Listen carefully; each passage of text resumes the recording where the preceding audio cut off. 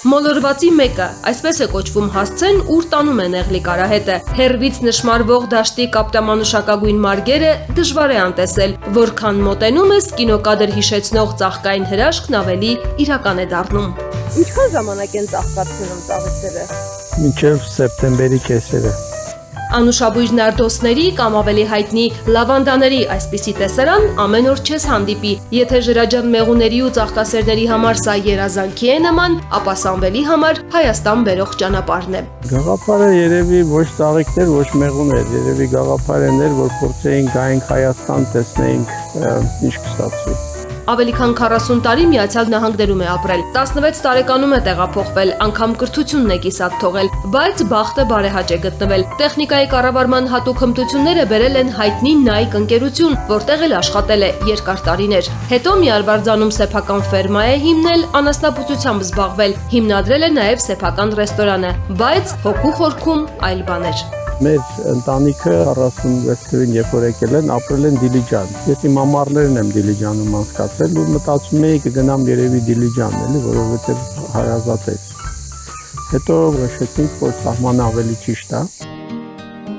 Այստեղ սահմանին մոտ էլ մի հողակտոր է գնել ու որոշել նարդոսներ աճեցնել։ Կատակում է, թե մեղուներն են սիրում նարդոսները, ինքը դեղնավուն ժրաջաններին, իրեն պարզապես նարդոսների բույժն է գրավում։ Այս ամբողջ լավանդան սկսվել է իմ ընկերոջս երկու թուփից, որ ունի Երևանում։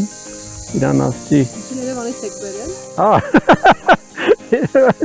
Այդ երկու թուփը մենք ենք ետել, սետի շատացրել ենք, կամաց։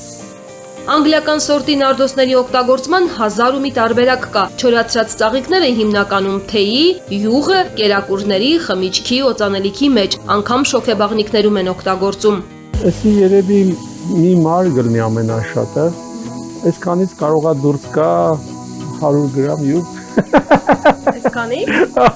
Սեփական տեխնոլոգիայով ստացած յուղն իր հետ Միացյալ Նահանգներ է տանում։ Հիդրոլիզ են ասում, հայերեն հիդրոլիզն ենք ստանում, չոր իրա ծաղիկներն ենք առանձնացնում, վաճառում, բալասան ենք սարքում։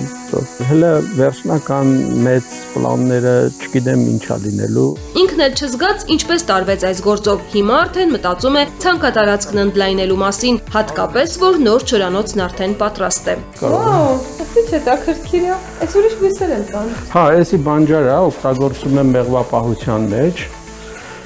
Ու թեյեր ենք չորացնում։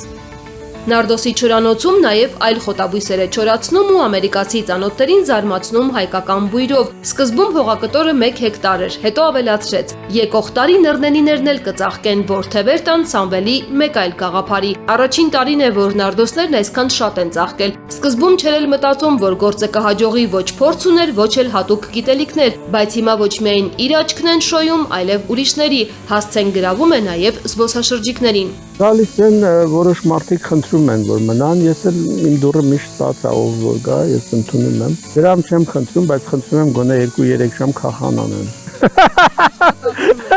Այսպես թեթև, կատակով ու այսօրվա օրով էլ ապրում է։ Միացյալ Նահանգներում թողած տուն, ունեցվածք, սեփական բիզնեսը նոր գործ է սկսում հայրենի հողում։ Կա արդյոք ավելի հրաշալի մի բան, քան ամեն լուսաբաց դիմավորել այս գեղատեսիլ անկյունում։ Երկար խոսել չի սիրում, բայց թեթև ժպիտով խոստովանում է, որ խաղաղություն ու երջանկություն է գտել այստեղ։